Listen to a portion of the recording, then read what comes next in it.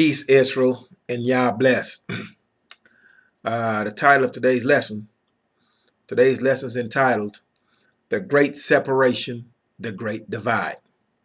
Once again, today's lesson, the title of this lesson is The Great Separation, the Great Divide. We're going to discuss some things that is taking place now within the nations as we're seeing the great divisions of the people and the divisions of the many nations. We will discuss and show you why these things are happening, and we will obviously go into the book to prove it. All right. First place we'll start with this lesson is 1 Kings. 1 Kings chapter 18 and verse 17. Turn some lights on here.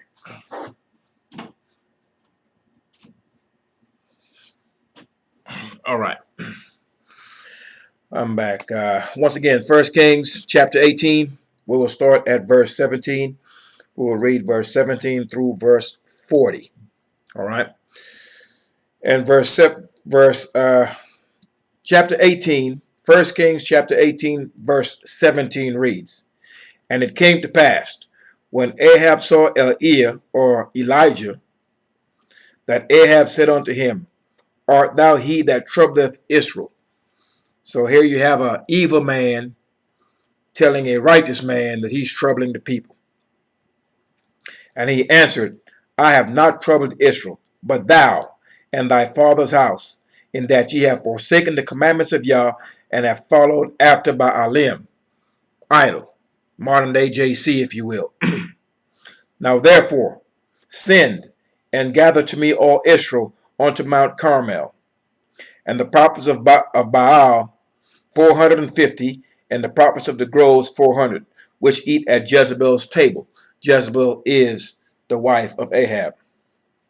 Now therefore, send and gather to me all Israel unto Mount Carmel. Okay, we've already read that. Let's go to verse 20. Verse 20. So Ahab sent unto all the children of Israel, and gathered the prophets together unto Mount Carmel. And Elijah came unto all the people and said, How long halt ye between two opinions? If Yah be the strong one, follow him. But if Baal, then follow him. And people answered him not a word. So this prophet is presenting to Israel a simple question, or making a statement to them. Look, how long will you be following between the two decisions? How long will you weigh this decision? You have been given a law, and you know who the Most High is. Either A, you're going to serve the Most High, or B, you're going to serve this idol. How long are you going to be throwing this ball around to make the decision on exactly who you will serve? Excuse me. Then Elijah said unto the people, I, even I only, remain a prophet of Yah. But Baal's prophets are 450 men. Let them therefore give us 2 bullocks, and let them choose 1 bullock for themselves, and cut it in pieces, and lay it on wood, and put no fire under it, And I will dress the other bullock, and lay it on wood, and put no fire under. Verse 24. And call ye on the name of your gods, and I will call on the name of my strong one. And the strong one that answers, or the God that answers by fire, let him be God. And all the people answered and said, It is well spoken. So here we have the Most High's prophet, Elijah. He called all of Israel, told Ahab to get all of Israel to Mount Carmel, and to bring all the prophets of these quote-unquote idols. Bring these prophets with you.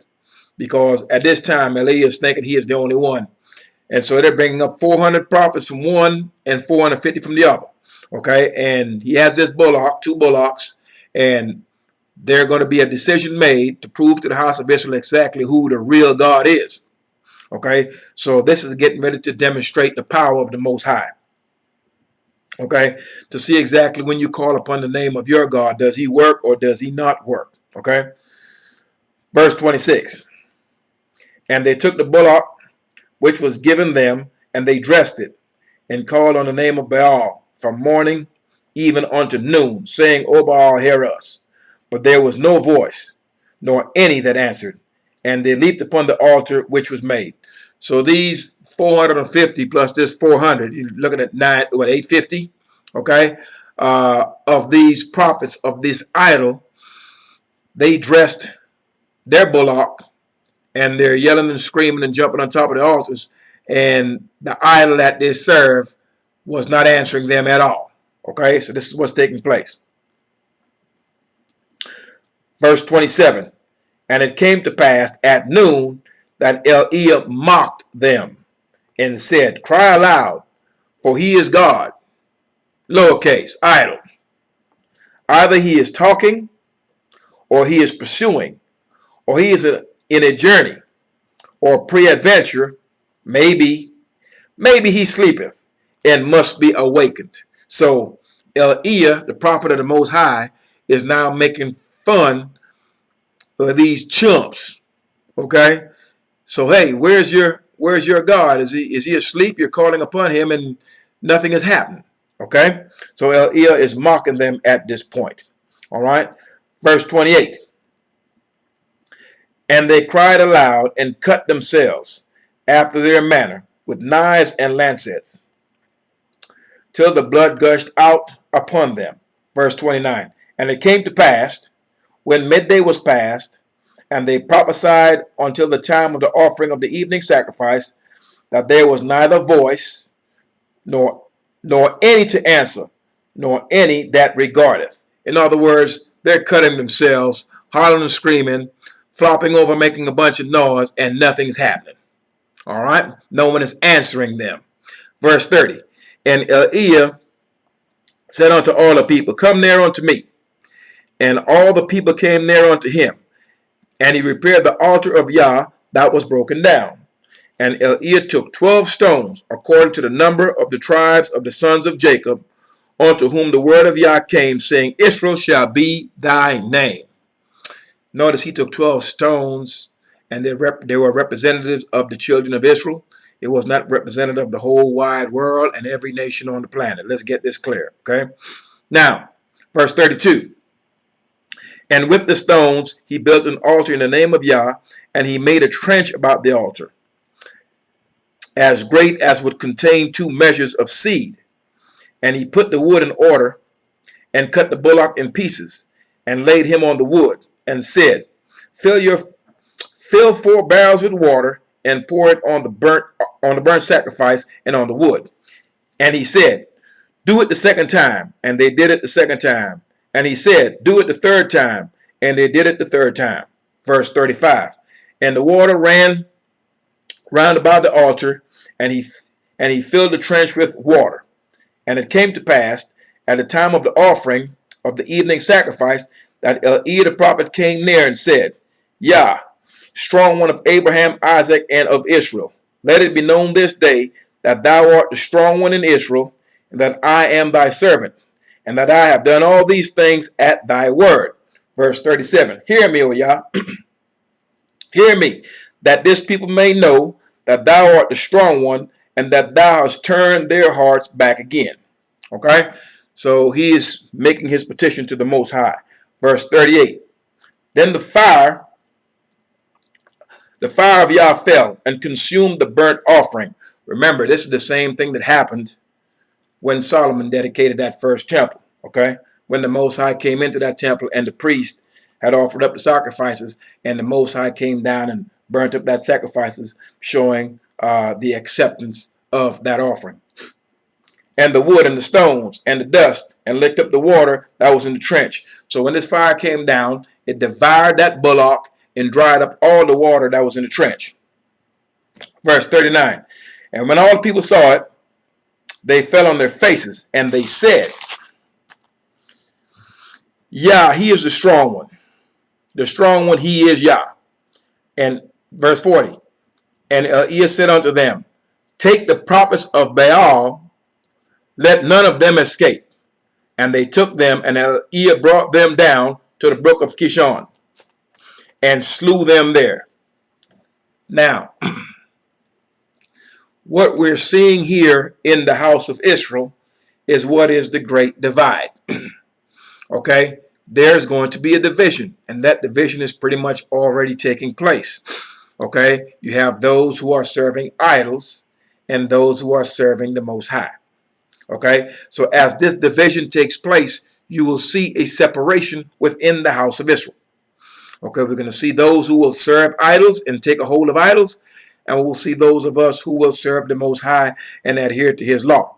So this is what you're seeing here in First Kings, is that separation, okay, between those who will serve the idol, okay, sons of wickedness, and those of us who will serve the Most High. All right, now let's go to First Kings chapter 19. Move down one chapter, we'll read chapter 19, and we'll read verse 10 of chapter 19 of First Kings. And verse 10 reads, "And he said, I have been very jealous for Yah of hosts, for the children of Israel have forsaken thy covenant, thrown down thy altars, and slain thy prophets with the sword. And I, even I only, am left, and they seek my life to take it away." So here the prophet is making it plain that the house of Israel have cast away the Most High's commandments and his covenant, and they seek to kill him. So therefore, all the foul things that we have done is the reason why we are scattered into these many lands. And because we sought to kill the prophets of the Most High is why we're in the condition that we're in. So you hear Jeremiah spoke of it, Eliah spoke of it.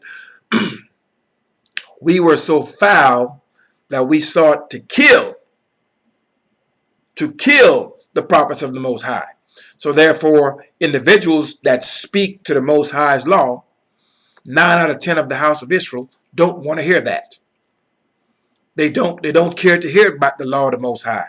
They don't care to hear that they're the house of Israel. They don't care to hear that we are to return to and adhere to this law and teach it to our children.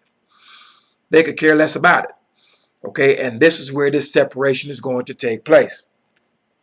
Okay, so we sought to kill the Most High's prophets, and that's one of the reasons why we're in the mess that we're in. All right, let's stay in chapter 19. Let's go down to verse 18.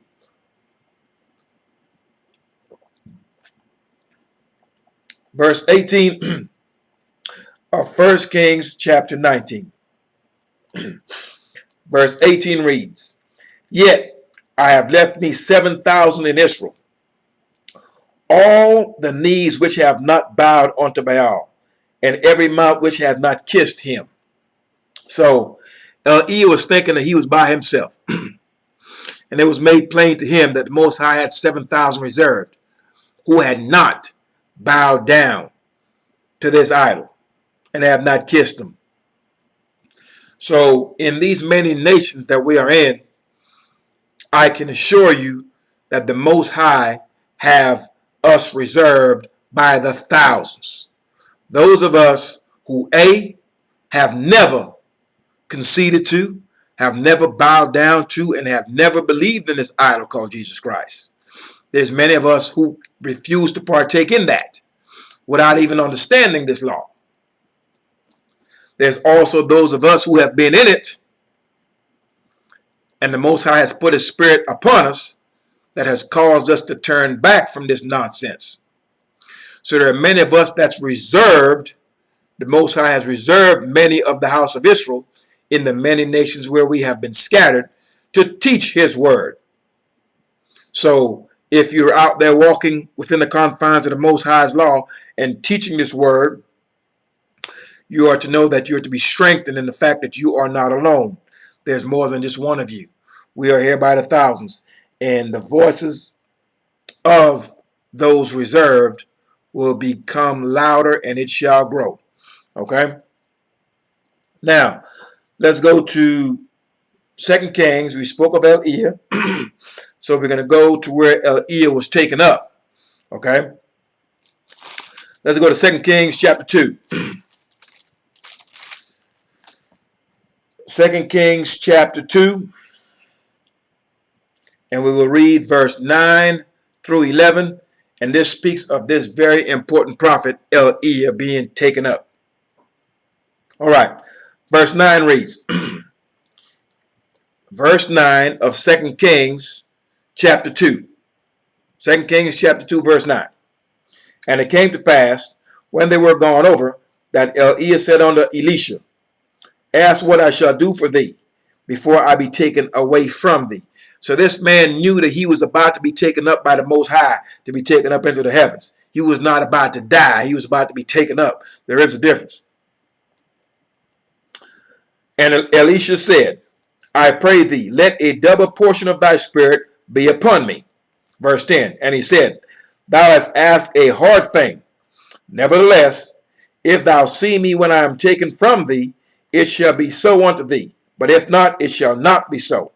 So Eliah is telling Elisha, the fact that you're asking for a double spirit of what I've got, of the Most High Spirit, that's a very difficult thing. But when I'm taking up, when the Most High takes me up, if you shall see this thing happen, then indeed you will be granted a double portion of my spirit. But if you don't see it happen, if it happens and you did not see it, then you will not have a double portion of my spirit. Verse 11. And it came to pass, as they still went on and talked, that behold, there appeared a chariot of fire and horses of fire, and parted them both asunder. And Eliah went up by a whirlwind into heaven. So Elisha indeed saw Eliah, or Elijah saw him taken up into the heavens. So this man is not dead. That's important. Okay. Now, let's go to Malachi chapter 4.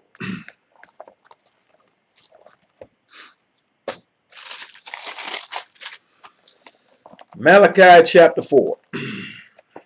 And then we will come back to 2 Kings. All right, so we spoke of Eliah and Eliah being taken up, and Eliah being the one that turned the hearts of the children, the fathers and the children, because he had to prove to Israel. How do you prove? A witness sees something. Israel had to bear witness to exactly who was serving the Most High and who was not serving the Most High. So they knew clearly when Elijah caused, when the Most High made the fire come down and accept and burn up Eliah's offering, Israel understood clearly that the Most High was with Eliah and he was not with the prophets of Balaam or Baalim or whomever you may want to call them. Okay? Or Baal, same thing, all idols. Okay, so Israel, it had to be proven to Israel. So Israel has to be the witness, and that's important. All right. Let's go to Malachi chapter 4, and we will read all of chapter 4. Chapter 4, verse 1 of Malachi reads, For behold, the day cometh that shall burn as an oven, and all the proud, yea, and all that do wickedly shall be stubble. And the day that cometh shall burn them up. All that do wickedly, the wicked shall be burnt up. That goes for wicked Israelites and wicked non-Israelites. So whether you are of Israel or of the nations, if you partake in wickedness, you will be burnt up. So an Israelite doesn't get a pass. Okay, so let's make this clear. All right. Now, still in verse 1. Saith Yah of hosts, that it shall leave them neither root nor branch. You will be burnt up, which means neither root nor branch. All right, i.e., your seed will be removed from the earth.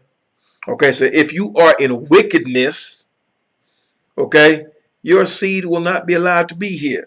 So keep that in mind. But unto you that fear my name shall the sun rise, or shall the Son of righteousness arise, with healing in his wings. And ye shall go forth and grow as calves of the stall. The sun shall arise with healing in his wings. That's actual S-U-N, not S-O-N. Okay, the sun has the ability to heal and do all types of things. Okay, verse 3. And ye shall tread down the wicked, for they shall be ashes under the soles of your feet in the day that I shall do this, saith Yah of hosts. So the wicked shall be dead, shall be treaded down, shall be ashes below the feet of the righteous. Verse 4. Remember ye the law of Moses my servant. Once again, Malachi is the very last prophet of the Most High. And from the days of Moses to the very last prophet, he is reminding the house of Israel once again. Remember the law. Why do you think this is being repeated through all these prophets? All right. Once again, Malachi chapter 4, verse 1. Remember ye the law of Moses my servant, which I commanded unto him in Horeb for all Israel. This was not for the whole world. With the statutes and judgments. Behold, I will send you Eliah, that very prophet that was taken up. I will send you Eliah the prophet before the coming of the great and dreadful day of Yah. And he shall turn the heart of the fathers to the children, and the heart of the children to their fathers, lest I come and smite the earth with a curse. Now let's get this straight. He didn't say he was sending someone like Eliah. It wasn't a similitude of him. And I'll tell you why I read it in this fashion. Because, number one, there's not a man on this earth breathing right now that the Most High is going to have do anything that's going to make the house of Israel see anything similar to what Eliah did back in the day with Ahab. Ain't a man on the earth can do that. However, for Eliah to return, it will certainly get our attention and will prove this verse to be true. Number one, you will have a man on the earth who's going to be wearing ancient garb. He's going to look like the house of Israel looks. And he's going to be speaking the ancient language. No one has ever seen this man before. No one ever grew up with this man. You understand? And he's going to do things that no man on the earth can do. And that is something that will certainly bring our attention to him. And we will know good and well exactly. We'll have a clear understanding what the house of Israel looks like. For those of us who don't right now, we'll get a clear understanding of what the ancient language sounds like. Because whatever it is he's going to do, we're going to bear witness to the fact that this word is true. So before the coming of the great and dreadful day, Yah, before Yah returns, this man has to pop up. And his name is not JC. So this is very important. Okay, so he has to do something that's going to cause Israel to bear witness to something we have never seen before. Not in this generation anyhow. Okay, and for a stranger to come back who no one knows, who speaks a language that none of us understands, and wears a strange apparel, which will be strange apparel to us in these nations, because we would not have seen these things before. It will be something to catch our attention. You may disagree with this. You may agree with this. Whether you agree or disagree, we have to see. That's why the Most High said Israel is a witness. So therefore, we have a witness from the days of old. This man is it. And we will have many witnesses today to verify what the Most High said in this law is true. And we'll have one of Israel from the days of old who will be able to verify this text, verify this word, for he is coming from that time frame. Just something to think about. All right. Now let's discuss the days of Jehu. Let's go back to 2 Kings. 2 Kings. We're going to go to chapter 10. 2 Kings chapter 10, and we will start with verse 18. 2 Kings chapter 10, verse 18, and we will discuss the days of Jehu.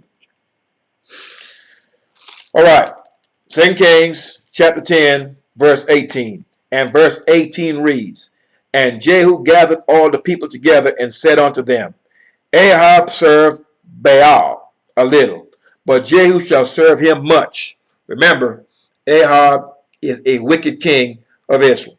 Okay?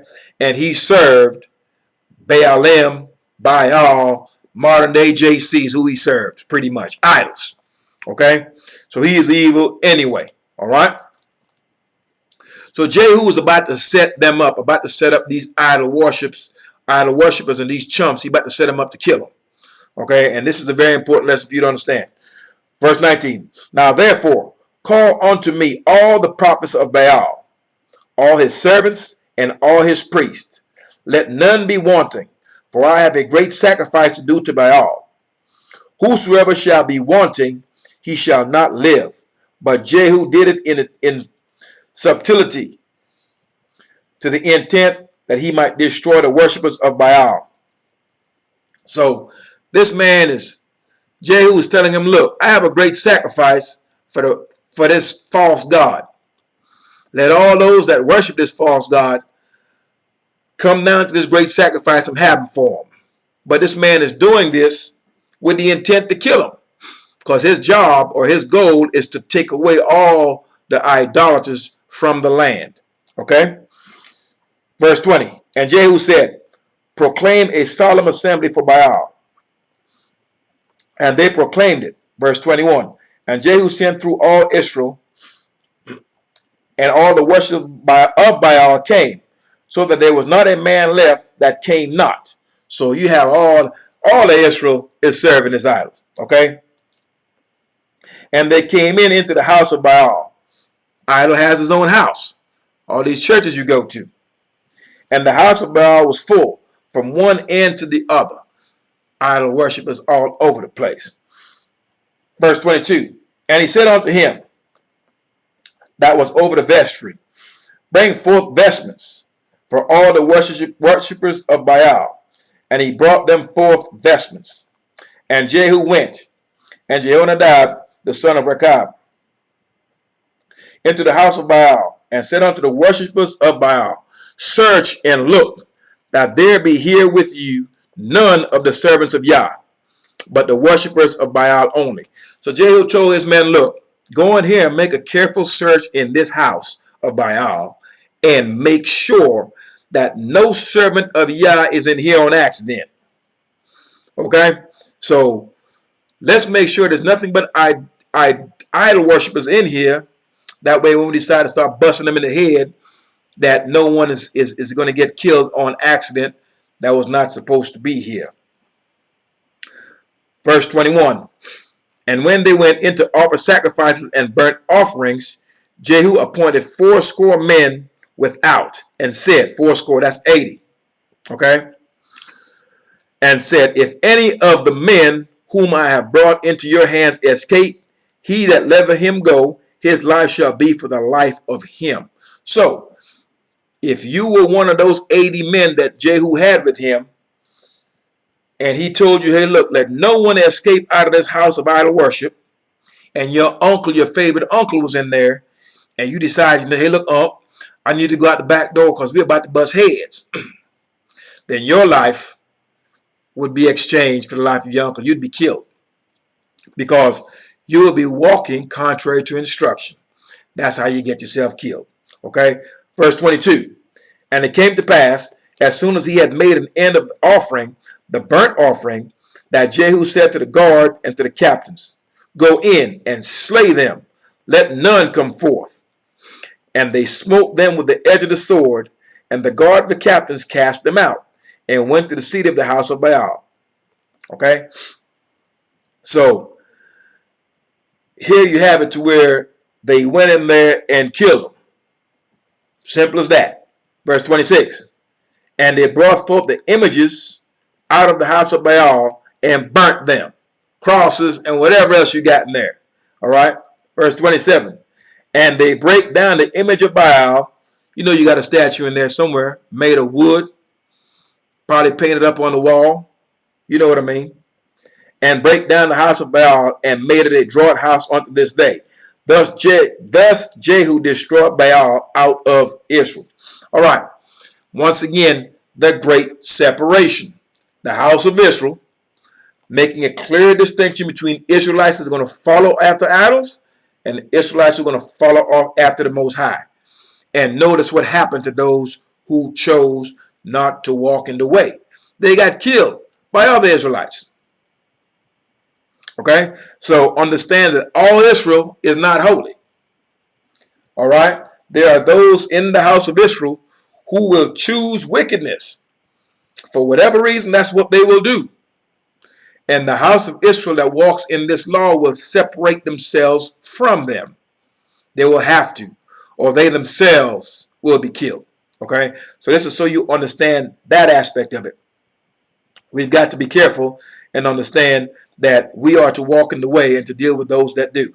All right, now let's jump to, we've done Jehu. Let's go to Deuteronomy chapter, we'll go to Deuteronomy chapter 32. Deuteronomy chapter 32. And we'll read verse 16 through 29.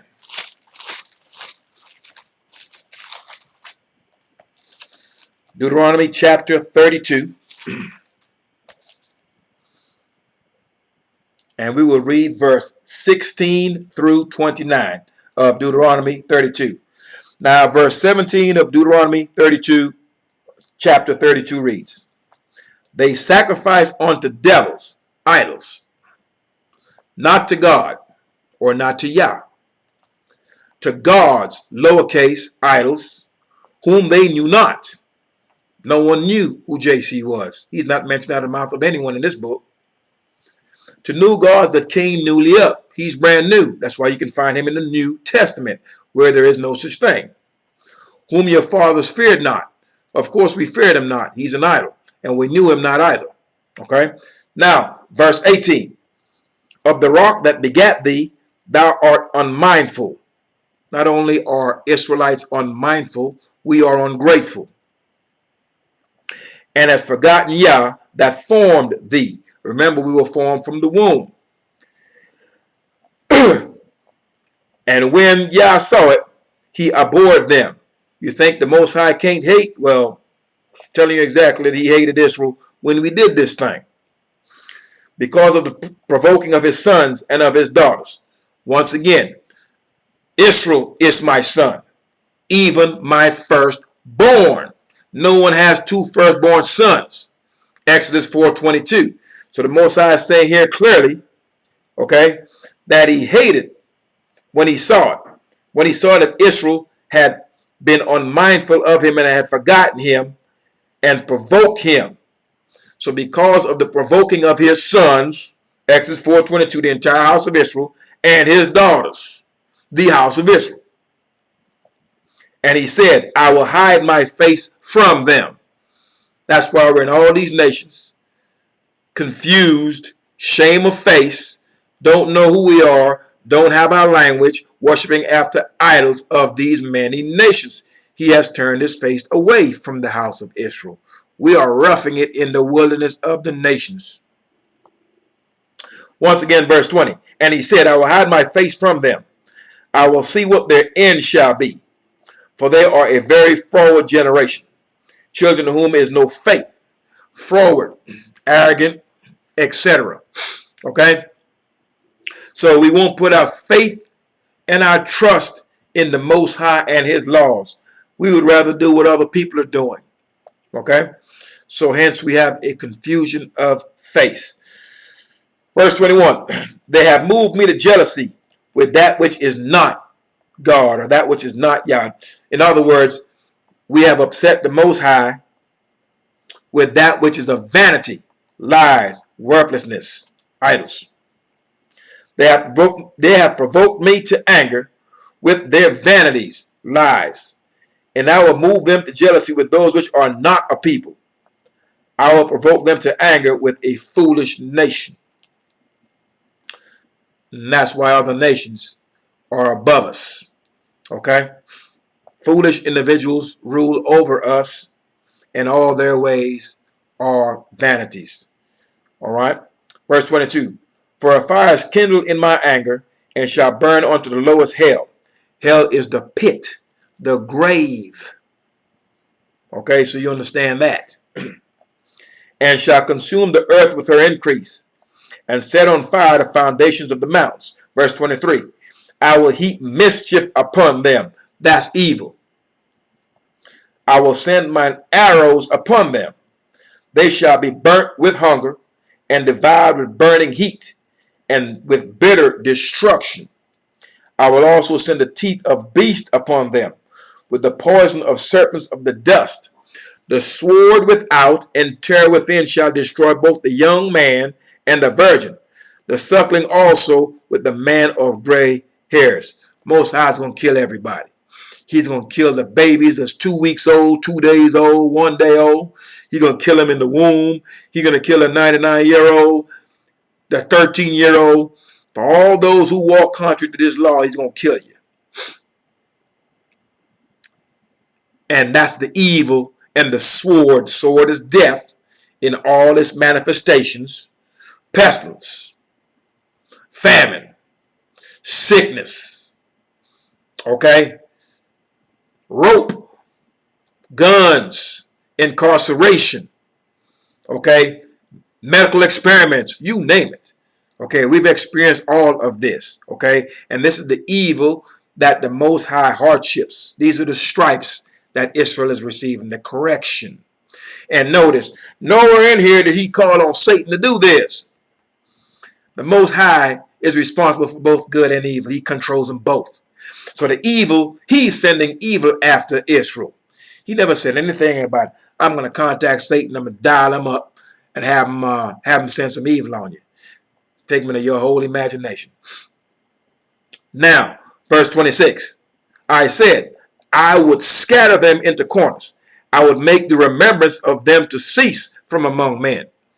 We are the only people running around on this green earth that have no idea who we are. We have split families. We do not have our own language. We do not have our own names to identify us with the landmass. We are vagabonds of the earth. We are wanderers in the earth. Okay? We're the very people that's mistreated no matter where you go on this earth. All right? So they're causing the remembrance of us to cease from among men. We don't know who we are. No one else knows who we are. But there's some people in some really high places that do know who we are. Okay? And now we're beginning to really wake up to the fact of who we are because the Most High is putting his spirit upon us. All right. Verse 27. Were it not that I fear the wrath of the enemy, lest their adversaries should behave themselves strangely, unless they should say, our hand is high, and that Yah have not done all this. So, our enemies gonna say, well, y'all just a bunch of dumb you-know-whats. We're superior to you. We can conquer you. You are this, that, and that. Call us all kind of derogatory names and belittle our people with words and physically harm us with deeds and their laws. So our adversaries, they're going to want to give themselves credit for all that they have done to us. But we can come in here clearly and read exactly why this has happened to us and why this is happening to us. So our adversaries can't really act all haughty because those of us who read this book, we understand why they have been given dominion to do what they are doing to us. So we can read it. Verse 28. For they are a nation void of counsel. We're not listening to anything. We are not listening to the counsel here. The Most High said his counsel shall stand and he will do all his pleasures. The house of Israel want to listen to the counsel of Peter, Paul, Matthew, Luke. Let's throw some names in there. Tommy, Harry, Jimmy, Larry, and Willie. Throw those in there because look at this book. Genesis through Malachi. Let me go ahead and show you something. Look at this book, okay? Look at the girth of that book, okay? One is the book of remembrance, and one is what you call the New Testament. Can you see the difference in the girth of this book? And my question to you, for those who have children, when have you ever read a book to your child and started in the back? Look at the names from Genesis through Malachi. Some of them we can barely pronounce properly. But you start at this New Testament, which is in essence a lie. and you've got Timmy, Harry, Jimmy, Bobby, Louie, and Willie, and you haven't even thought about that? Okay? So this stuff is a farce. All right? And the house of Israel is to wake up to it. Now, verse 28, still in Deuteronomy chapter 32. For they are a nation void of counsel, neither is there any understanding in them. We can't have any understanding in us. We don't walk after the Most High's law. Okay? Oh, that they were wise and that they understood this, that they would consider their latter end. So we're to consider all of these things that we're going through. Okay? As far as the trouble that we are going through in these times. Now, let's skip down a bit. Let's jump down to verse 35. We'll read from verse 35 on to verse 39, and then we'll go ahead and give a commentary and wrap this up. Trying to keep this to a 1 hour long lesson. All right, let's jump down. Same chapter. We'll go at verse 35. Okay, jump to verse 35. To me belongeth vengeance and recompense. Their foot shall slide in due time, for the day of their calamity is at hand. And the things that shall come upon them make haste. He's going to hurry up, make quick. He's going to hurry up this side, this beat down that we were about to get. For Yah shall judge his people and repent himself for his servants, when he seeth that their power is gone, and there is none shut up or left. Verse 37. And he shall say, where are their gods, their rock in whom they trusted? So, the house of Israel have taken a hold of these idols. And the Most High said, I'm going to bring evil upon you for what you have done. You have trespassed against my covenant. I'm going to send evil on you. And what he's saying here, we're going to read it in a minute, that, hey, look, when I send this evil upon you, all these fake, false, phony, nasty gods you've been worshiping, call on them. Let's see if they're able to deliver you out of my hand. And you're going to know exactly who is who. All right? So let's read that again. Verse 37 of Deuteronomy chapter 32. And he shall say, where are their gods? Lowercase, of course, idols. Their rock, in whom they trusted. Where's JC? Where's he at? Verse 38. Which did eat the fat of their sacrifices and drank the wine of their drink offerings. Let them rise up and help you and be your protection. Last verse, we're going to read verse 39. See now that I, singular, am he, singular, that there is no God with me. Notice lowercase.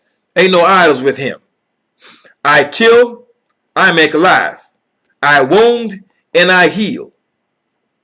Neither is there any that can deliver out of my hand. Most High say, can't no one deliver you out of his hand. That includes JC. Okay? So, let's get that straight. No one can deliver the house of Israel out of the hands of the Most High. Now, let's back up to Deuteronomy chapter 30. Deuteronomy chapter 30. And we will read verse 1 through 8, and we will wrap it up. All right. Deuteronomy chapter 30. And we will start at verse 1. And it shall come to pass, when all these things are come upon thee, the blessings and the curse, we have received both. We're currently receiving the curses, which I have set before thee, and thou shalt call them to mind among all the nations where Yah thy strong one have driven thee. So we are going to call all these things to mind. That's what we're doing right now. That's why you're looking at this video. After we have been scattered, we're going to go into this book of remembrance when the Most High put his spirit upon us. And we're going to start calling all these things to mind, reading it, understanding it, doing the Most High's laws. That way we're able to understand clearly what's going on with us and why we're in this predicament. Verse 2, and shall return unto Yah thy strong one, and shall obey his voice, that's his law, according to all that I command thee this day, thou and thy children, Our children must do it as well, with all thine heart and with all thy soul. Granted, the Most High is speaking to the house of Israel. That then, once we return to his law, us and our children, the stipulation is that then Yah thy stronger will turn thy captivity. He will reverse our condition and have compassion upon thee. If he's going to reverse our condition and have compassion upon us, it makes clear that he has none on us right now. And that's why you're getting killed in the street and locked up and beaten up and called all manners of foul names, proverbs and bywords among all the nations where you dwell. And will return and gather thee from all the nations, whither Yah thy strong one has scattered thee. Nowhere here does he say he's sending anyone called Jesus Christ to get you. He says, return unto my law, and I will come and gather you from all the nations where I have scattered you. It's very simple to understand. Verse 4. If any of thine be driven out unto the utmost parts of heaven, from thence will Yah thy strong one gather thee, and from thence will he fetch thee. We have Israelites, the cities, SIDI, hanging out in India, in Pakistan. We've got them through the Pacific Islands. We've got them in North America, South America, Europe, Latin America, China, you name it. Israelites are all over the place. And wherever we are, the Most High said that he will fetch us from thence, no matter where we are. But notice, he didn't say he was going to fetch everyone. He's going to fetch those who return unto his law with their heart and their soul. So once again, even in the house of Israel, it's not an everybody party, because it's going to be that great divide. Those who will return to the laws and those who will not. Keep that in mind. Verse 5. And Yah thy strong will bring thee into the land which thy fathers possessed. We will be taken back to the land of Israel. And thou shalt possess it. And he will do thee good and multiply thee above thy fathers. So we're going to be larger in number than our fathers were. Okay, as well as we're going to be blessed more than our fathers were. Verse 6, and Yah thy strong one will circumcise thine heart. All right, which means we're going to be walking in this law. And the heart of thy seed is the reason why I say that a lot. Seed. So you understand the house of Israel is a nation of people. Bloodline. That's why he said you and your children. This covenant is made with a bloodline of people. Okay, you cannot convert and be an Israelite. I can't say that enough. Okay, so it's your seed, your posterity, your offspring. And he's only speaking to the house of Israel, because no one can convert into another man's bloodline. It's impossible. All right.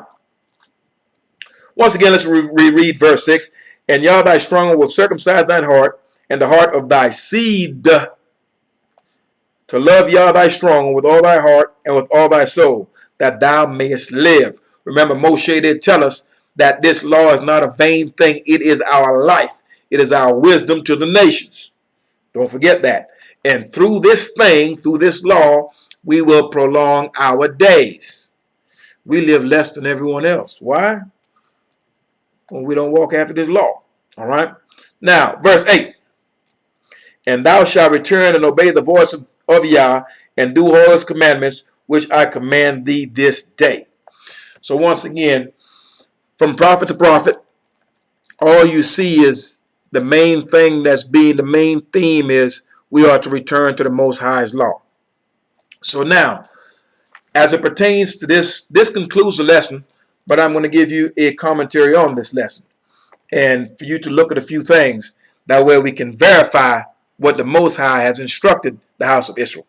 Number one, the house of Israel was instructed to where we see in Deuteronomy chapter 30, should we return back onto this law, that the Most High will start moving for the house of Israel.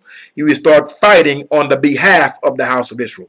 He said clearly, if we return to his law, us and our children, that he will take all the curses that were placed upon us and put it upon our enemies. Now keep in mind, we were delivered into the hands of our enemies. So we're well aware of who our enemies are. So, this information in Deuteronomy 30 has to be verified by the house of Israel. How so? We must bear witness to it. This is the only way that we can validate what the Most High is saying or has said is true.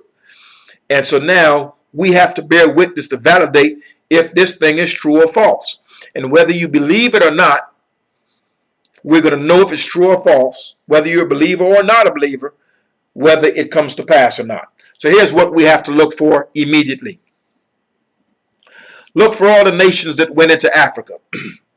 All your European nations. French, Dutch, Netherlands, Dutch, Germans, England, Italy. You name them all. You can pull up a map and see exactly who got into Africa, who chopped up what, and who carved it out real nice for themselves. Take advantage of the people there. Ship them off into slave ships. Sponsor the slave ships, etc., etc. All those nations that took part in the slave trade, they are going to see all the curses that was placed upon us. Every last one of them.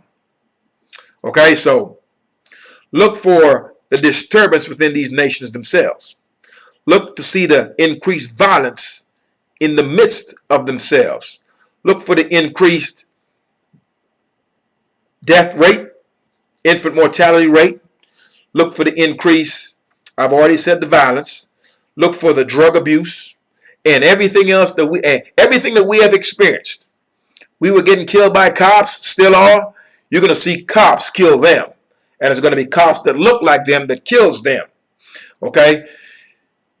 Here in America, if you step on a brother's shoe, 99.9% of the time, hey brother, hey man, my bad, I apologize. That's just not going to get it. You're going to have to pick your dukes up. All right, you step on a brother's shoe. We have this type of high level of ignorance and violence and disregard for our lives, disregard for each other, and lack of respect. You're going to see the same ignorance, the same madness, the same sword that has been sent after Israel. You're going to see it in Italy. You're going to see it in Germany. You're going to see it in France. You're going to see it in England. You're going to see it in all these nations. Spain, Portugal, the rest of them that was in this slave trade. You're going to see this thing happen. And they will be baffled by it. They will be baffled by it. Because it's going to be a world phenomenon. Just like it is, our plight is worldwide. No matter what continent you go to, our condition is the same. We're treated the same. And that same is bad. So it's going to be the same wonder when it starts to happen to them. And that's going to make this proof positive. But most importantly, keep in mind this same European man that has enslaved us and scattered us throughout the earth. Remember, this is the doing of the Most High. Let's first remember that. This man brought us this Jesus Christ that looks like him. He brought us this idol. We have taken a hold of this vanity from the days of slavery, 400 years. Yet our condition have not changed. So here's going to be the proof positive for the house of Israel. Because the Most High said he is going to have to prove to the house of Israel.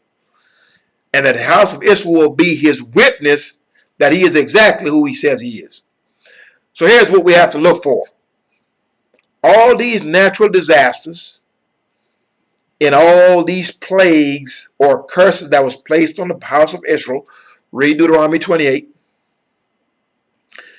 15 through 67, it's going to be placed on these European nations. Now here's the kicker. This European man brought us this false, phony Jesus Christ idol. And we have been calling on this idol for 4 centuries plus. We're still in the same predicament because the Most High said clearly, none can deliver out of his hand. He said clearly that he was one. But we allow these people to teach us that God is 3 people, etc., etc. The kicker is going to be is when this European man and these European nations are going to call on this idol, the house of Israel is going to see that the very God this man has given us can't even save him. Let me say that again. The house of Israel is going to bear witness that this idol that the Europeans had brought onto us that very idol, they're going to call on him, and that idol won't be able to save them from these curses that the Most High is going to put on them. And it's going to dawn upon the house of Israel that we have taken a hold of vanities indeed. Now, let's take this from another perspective. If you were the slave master and you took place or you took part in all manners of evil, you're raping people, you're working them without wages, you're doing all manner of genocide and foul things to them. You're doing evil to these people. And you knew that God doesn't like evil. And you knew that God punishes evil. Would you give to those slaves that you have oppressed and abused? Would you give them a tool? Would you give them a tool that would work against you and your house, that would cause a switching of places? Just think of that. The very people who gave us this Jesus Christ don't want us going to their schools, and that's fine. We shouldn't marry their daughters anyway, because that's in the book. We're not to mingle with other peoples in that manner. Okay? They don't want you to have the job they've got. They don't want you to have anything. Anything. They don't want you to have anything. So do you think that they would give you something or someone that would indeed bring about their own demise? I need you to think about that. So this man knew from the jump that this was a lie, because he certainly would not give you a God who would punish wickedness in wicked people, and this man knew he was wicked from the jump. You think he would give you something to destroy him and have you in his place? He wouldn't do that. This man is smarter than that. That's why some of these Israelites need to really wake up about this YHWH and all this other madness, taking this Caucasian idol and making him a quote-unquote black person. Still an idol.